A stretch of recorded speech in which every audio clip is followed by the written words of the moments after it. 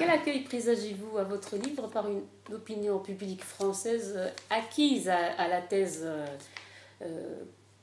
de l'assassinat des moines par l'armée algérienne? Bon, alors, dans mon livre, il y a deux choses. Il y a effectivement... moi, de toute façon, je suis pas là pour convaincre l'opinion française. Moi, je pense que mon livre répond à une autre préoccupation, c'est qu'il y a un document de référence. Je voudrais que ce livre soit un document de référence qui ne puisse pas être contesté. Et à mon avis, ça devient extrêmement difficile de le contester. Et donc, je veux simplement contribuer, dans la mesure de mes moyens et de mes capacités, à ce que la vérité soit une fois pour toutes établie. Bon. J'y ai pas un mérite énorme, dans la mesure où elle est connue, mais bon, moi en tout cas, je veux apporter l'autorité qui est la mienne, si tant est qu'il y en ait une, à la manifestation de la vérité. Ça, c'est quelque chose qui est important. Mais je voudrais aussi saisir cette occasion de rappeler ce pourquoi les moines sont venus ici en Algérie, sont restés en Algérie, et aussi un peu ce pourquoi ils sont morts. C'était des hommes d'église, c'était des gens, c'était des croyants, on est ou on n'est pas croyant, mais on ne peut pas ne pas respecter leur démarche. C'est une belle démarche qui est celle d'un témoignage religieux dans un dialogue entre deux religions, mais aussi entre deux pays. Ce que j'aime bien dans les démarches et dans les paroles de Monseigneur Tessier, c'est qu'il ne parle pas seulement en homme d'église, qui a le souci de faire discuter, dialoguer musulmans et chrétiens, mais il parle aussi en tant qu'homme qui souhaite voir s'harmoniser, s'améliorer le dialogue entre la France et l'Algérie. Il nous l'a dit hier, hein, il est soucieux de ça. Donc il n'est pas seulement un homme d'église, il est aussi un citoyen. Sa démarche, elle est double. Hein. Citoyen franco-algérien, puisqu'il est algérien, mais il est aussi français, bien sûr. Donc ça, c'est important.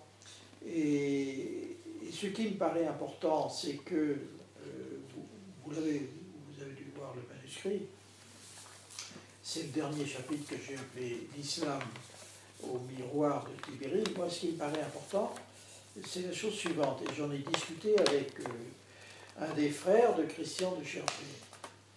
Christian de Chergé. Christian de Chergé, c'est le prieur, hein, c'était le supérieur du monastère. D'accord. Et Christian de Chergé, comme son frère, voulait rechercher les voies d'un dialogue religieux, mais sur des bases religieuses, spirituelles, ou spiritualisées, comme vous voudrez, entre l'islam et le christianisme. Parce que ce dialogue, il est incontournable. Je ne dis pas qu'il est souhaitable, il est incontournable. On ne peut pas ne pas discuter entre musulmans et chrétiens. On ne peut pas faire autrement. Donc, ce dialogue, si on veut vraiment le conduire et le mener dans les meilleures conditions, il faut le spiritualiser. Il ne faut pas hésiter à vouloir lui donner un contenu spirituel. Moi, je suis très profondément laïque, hein. Bon. Mais je crois que la laïcité, là, n'est pas suffisante. La laïcité, c'est un peu la neutralité, c'est un peu la paix armée. Hein. Chacun reste chez soi et les vaches sont bien gardées. Donc, c'est bien, c'est très très bien. La laïcité, nous sommes une société complètement laïque, et tout le monde s'en porte bien. Mais là, en l'occurrence, ce n'est pas tout à fait suffisant. On peut et on doit aller plus loin. C'est-à-dire qu'il est nécessaire que les gens qui sont en charge de la foi musulmane comme de la foi chrétienne recherchent, dialoguent et en quelque sorte spiritualisent cette relation. Et nous allons, je suis tellement convaincu de ça que nous allons organiser au mois d'octobre prochain, on devait le faire au mois de mars, et puis pour des raisons matérielles, ça ne s'est pas fait, à Rouen, sous les auspices du cardinal, pas cardinal, il sera peut-être un jour, de l'archevêque de Rouen. Vous savez que le neveu de Monseigneur Duval a été l'archevêque de Rouen. Hein. Bon. Non, je sais Il y a eu un Duval, l'archevêque de Rouen. Bon, vous entendez parler de Monseigneur Duval, du cardinal, vous l'avez connu. Non, vous ne l'avez pas connu. Non, je n'ai pas connu. Non. Vous êtes trop jeune. Ah ben, encore qu'il est mort, il est mort, il a été enterré le jour, en même temps que les moines de Tibérine. Ça aussi, c'est quand même quelque chose d'assez extraordinaire, que Monseigneur Duval soit enterré le jour de l'obsèque. Il est mort à ce moment-là. Et donc, on va organiser une réunion interreligion entre catholiques et musulmans. Et moi, les musulmans que j'ai contactés sont très emballés, sont très désireux de ce dialogue. Alors, ce livre, il a aussi cette mission, cette fonction, enfin moi, je le distingue comme ça, c'est d'essayer d'appeler l'attention des uns et des autres sur la nécessité de ce dialogue, et de la spiritualisation de ce dialogue. Même si on n'est pas croyant, Oui, croyant ou pas croyant, mais on doit considérer qu'on peut aussi parler de ce genre de choses. Et c'est la mission, hier c'est d'ailleurs, je rencontrais le Monseigneur Tessier hier, et vous voyez ce qu'il dit, on rejoint tout à fait ce que je pense. Ce qui est absolument lamentable dans cette polémique, c'est que la démarche des moines, elle a été totalement oubliée. Je dirais même qu'elle a été déformée, salie par cette espèce ces polémiques qui sont indécentes. Oui, indécentes. C'est dégueulasse. Et les gens qui font ça sont vraiment des types dégueulasses. Alors, vous avez dirigé la DST et vous saviez, vous le confirmez d'ailleurs dans votre livre, que les élections de 91 n'étaient ni propres ni honnêtes. Non. Pourtant, François Mitterrand avait considéré l'arrêt du processus électoral comme une atteinte à la liberté. Démocratie, plutôt. Atteinte à la démocratie. Était-il mal informé ou voulait-il que les islamistes prennent le pouvoir en Algérie? Non, je ne pense pas que Mitterrand voulait quand même que les islamistes prennent le pouvoir en Algérie. Vous savez, la relation, je crois qu'à la vérité, la relation de François Mitterrand avec l'Algérie est une relation complexe, difficile. Oui.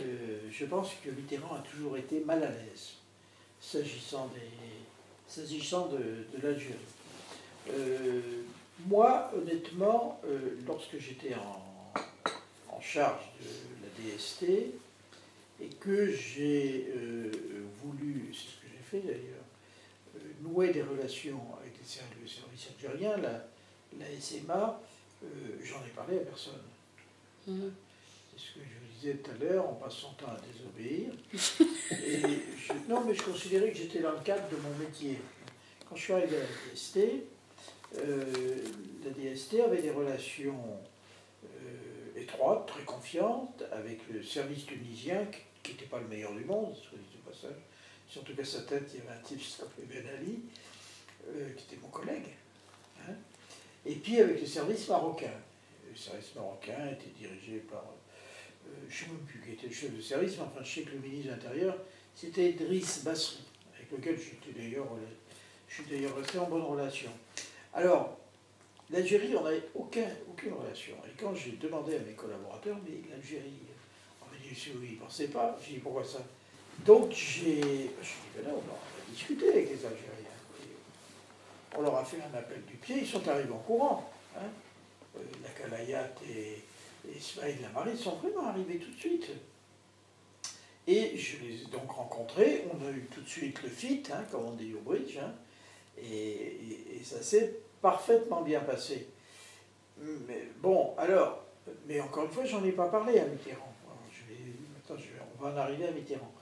Mitterrand, c'est quand même le ministre de l'Intérieur, le ministre de la Justice, qui a fait guillotiner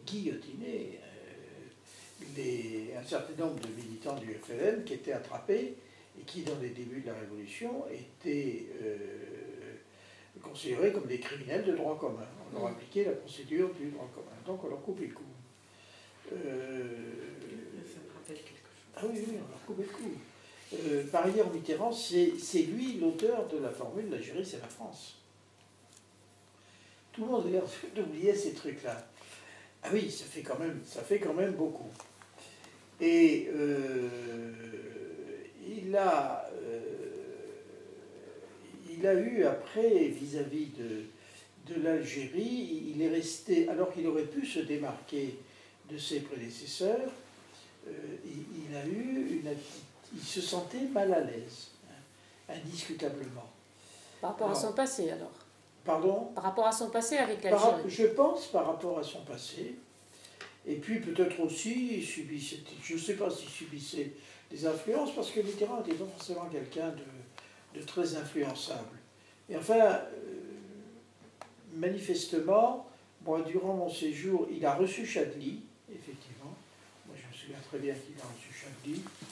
Bon, ça s'est passé d'une manière tout à fait banale et sans... C'était pas des grandes retrouvailles, c'est ce qu'on peut dire. Donc, si vous voulez, la politique de Mitterrand vis-à-vis de l'Algérie était une politique de prudence. Hein. Bon, pas d'éclat, pas de vague. Voilà, l'Algérie, elle est là. Bon, parce qu'on ne peut pas faire autrement, on ne peut pas la changer de place. Donc, descendez de l'autre côté de la Méditerranée, et puis point barre. Alors, lorsque l'affaire du processus électoral est arrivée, l'interruption du processus électoral, bon, il y a une certaine fraction de la gauche,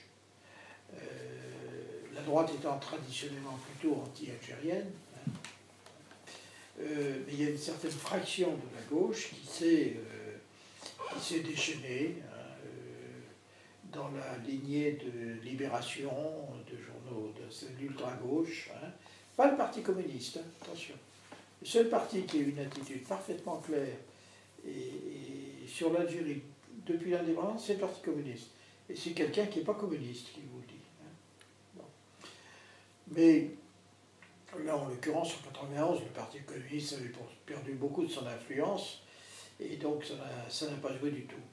Alors, évidemment, il y a toutes les bonnes âmes qui se sont aussitôt réveillées, tous ces gens qui prétendent donner des leçons de démocratie au monde entier, et ils n'étaient que trop heureux de démontrer au monde entier que l'Algérie était un pays facho, hein, et qui plus est militaro-facho, ça c'est ce qui se fait de mieux, et par conséquent, on a très facilement et très vite montré du doigt les gens qui avaient, entre guillemets, fait un coup d'État. L'ennui, c'est qu'ils étaient mal renseignés, effectivement. Les seuls qui, à l'époque, étaient en mesure de bien renseigner le président de la République, c'était les gens de la DST, parce que la DST avait de bonnes relations, encore une fois, des relations qui ont toujours été excellentes avec le service algérien, mais je crois que l'influence... Alors moi, je ne sais plus trop qui était directeur de la DST à l'époque, en tout cas, c'était pas moi. Je pense que la DST n'a pas été en mesure de faire remonter des informations crédibles, ou en tout cas exactes, au président de la République. C'était avant votre contact avec les services algériens? C'était bien après. Ah, moi, j'ai rencontré les gens de la SMA en 1984. Donc il y avait déjà 6 ou 7 ans de relations excellentes, jamais démenties. Mais la DST ne fait pas la politique de la France. Et par contre, il y avait la DGSE. Et en principe, sur ces affaires-là, c'est la DGSE qui donne son avis et qui renseigne le gouvernement. Et puis, il y avait le Quai d'Orsay. Et il faut savoir qu'au Quai d'Orsay, il y avait un lobby anti-algérien. Il y a des lobbies. Vous savez, le Quai d'Orsay, c'est une juxtaposition de petits groupes d'influence. Et il y a un lobby, il y avait un lobby anti-algérien. Ça, c'est tout à fait manifeste. Et Mitterrand, il était probablement un peu soumis aussi, ou influencé par ce lobby. Quant à la DGSE a toujours eu de mauvaises relations avec les services algériens, mais pour une bonne raison, c'est qu'ils venaient faire de l'espionnage ici. C'était assez... Comprenez, quand vous avez un service de renseignement extérieur, ce service, il fait de l'espionnage. Vous ne pouvez pas lui demander d'être en bonne relation avec les gens qui l'espionnent. Vous revenez dans votre livre sur l'épisode de Saint-Égidio. Oui. qui a parrainé des négociations entre gens qui n'ont en commun que la haine du pouvoir des généraux. Quels étaient les véritables enjeux de la plateforme de Saint-Égidio? Je pense que bon, il ne faut jamais vouloir. Moi, je ne cherche pas le pire ni forcément la malveillance. Je suis à peu près convaincu qu'il y a dans la démarche des gens de Sant'Egidio, du petit groupe là, au moins de certains d'entre eux, il y a probablement la volonté de rapprocher, de se rendre utile. Il y a aussi ce petit côté donneur de leçons que les Occidentaux ont très très facilement. Donne des leçons, vous ne savez pas vous y prendre. Voilà. Un peu moralisatrice, du prêchi-prêcha. Bon. Donc il y a tout ce mélange. Et puis il y a aussi le désir et l'opportunité offerte à un certain nombre de gens de se manifester. Ah oui, j'ai oublié de vous dire aussi, il y a un personnage aussi qui, à mon avis, a joué une formation politique qui, à mon avis, ont joué un grand rôle dans tout ça, c'est le FFS. Oui. Parce que le FFS, il y a le S. À partir du moment où vous l'avez bien vu, les socialistes français, il faut mettre le mot socialiste. Alors ça, c'est con comme la lune, c'est le sésame, moi je suis socialiste. Donc, je suis un type bien. Voilà. Pour les socialistes français, t'es socialiste, t'es bien. Bon. Alors je sais bien que les Algériens sont socialistes, mais ils sont socialistes et populaires. Alors le populaire, ça fout tout par terre. Et le FFS a quand même passé son temps à cartonner sur l'Algérie. Oui. Et si Mitterrand et une fraction notable du parti socialiste ont été malveillants vis-à-vis de l'Algérie, je pense que l'Algérie peut dire merci à M. Haït Ahmed. Voilà. Ça c'est clair. Les Algériens le sachent.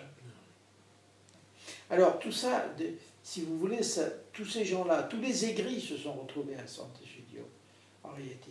Tous ceux qui, à tort ou à raison, estimaient qu'on les privait du pouvoir.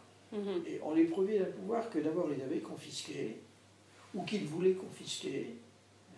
Ils l'avaient confisqué, c'est un peu le cas du FLN. Parce que Vous parlez de certains ou bien du groupe entier? Oh, bah, à peu près tous. Hein. Je pense qu'à peu près tous voulaient revenir aux affaires. C'est le grand rassemblement. Donc je vais ignorer la première réponse. Pardon? Je vais ignorer votre première réponse, parce que là, vous avez changé de... Non, je n'ai pas changé. Non, je dis que... Attendez. Non, quand je parle du groupe de Sant'Egidio, c'est les gens de Sant'Egidio, les Italiens, les organisateurs. Si d'accord. Ah, d'accord. Oui, il y a deux sortes de gens. À Sant'Egidio, vous avez les organisateurs, puis vous avez des gens qu'ils ont invités. Bon, les organisateurs, non, je maintiens ce que j'ai dit. Je parle là de ceux qu'ils ont invités, qui sont venus à leur invitation.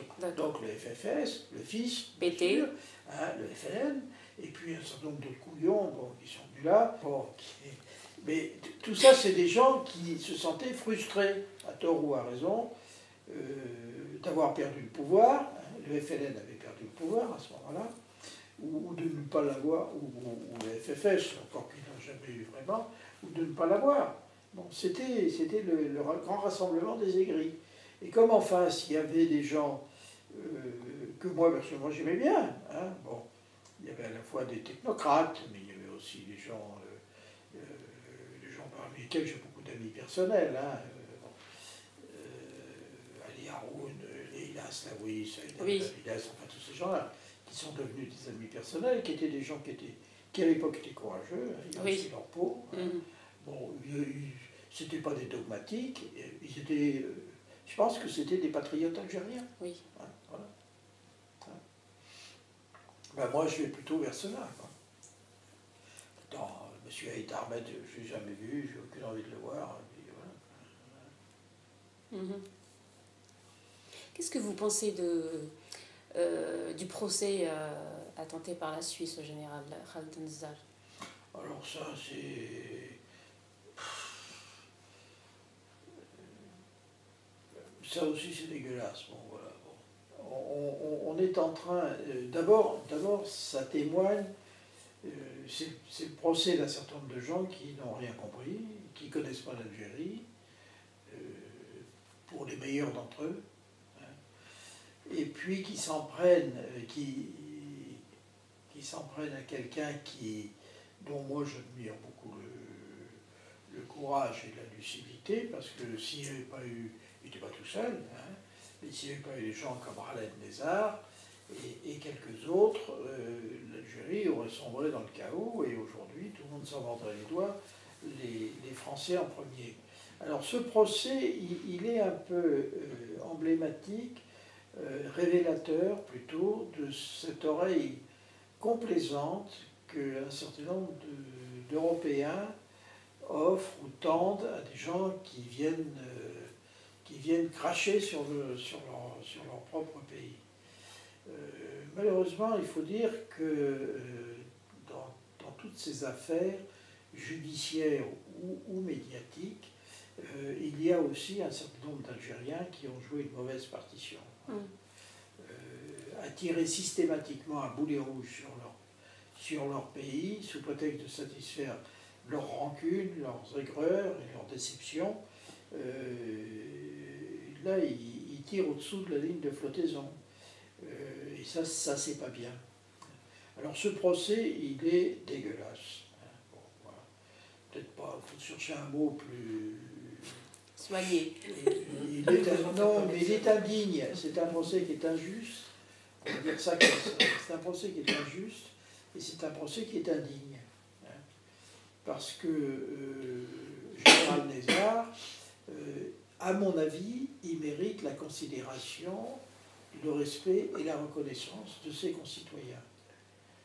Il s'est retiré des affaires. Oui. Il a un vrai côté Cincinnatus, mais au sens propre du terme, puisqu'il se livre à des activités agricoles. Ça me fait rigoler d'ailleurs. C'est le vrai Cincinnatus. C'est comme si on était allé chercher Cincinnatus dans sa retraite, là, dans la campagne romaine, pour l'accuser de je ne sais quel mot. Je me dis, c'est indigne, c'est injuste, et c'est vraiment ce qu'on appelle une très mauvaise querelle. Ça ne tient pas debout. Alors, je ne vois pas très bien ce que les Suisses viennent faire là-dedans. Eux aussi, comme le juge Trévidic, mais là c'est plus grave. C'est plus grave parce que là il ne s'agit pas de gens qui sont morts, il s'agit de quelqu'un qui est vivant. Et puis derrière Khaled Nezzar, il y a toute l'armée. Toute l'armée. L'armée algérienne, entre nous, c'est pas l'armée argentine. On n'allait pas balader des gens au-dessus de la mer et côté au cul pour les foutre à l'eau. On est Une dernière question, M. Bonnet, on finit. Il y a eu des attentats récemment, des attentats kamikazes en Arabie Saoudite. Les monarchies du Golfe, génétrices du terrorisme islamiste, est-ce que vous pensez qu'elles sont en train de subir les conséquences? Ben, vous savez, ça, le terrorisme, c'est un boomerang. Oui. C'est un fabuleux boomerang. Les Américains se sont essayés à la discipline en créant Al-Qaïda, en stipendiant M. Ben Laden, Oussama Ben Laden, et quelques autres. Oh, elle est jolie cette... Alors, les Saoudiens et les Qataris en tête, parce qu'il ne faut peut-être pas mettre tout le monde dans le même panier, se sont également précipités dans la brèche. Ils ont voulu, évidemment, participer à la déstabilisation d'un certain nombre d'autres pays, en particulier ces pays religieux. Et puis, maintenant, le boomerang leur revient à la figure, c'est tout. Ils verront ce que ça donne. Merci beaucoup. Je vous en prie.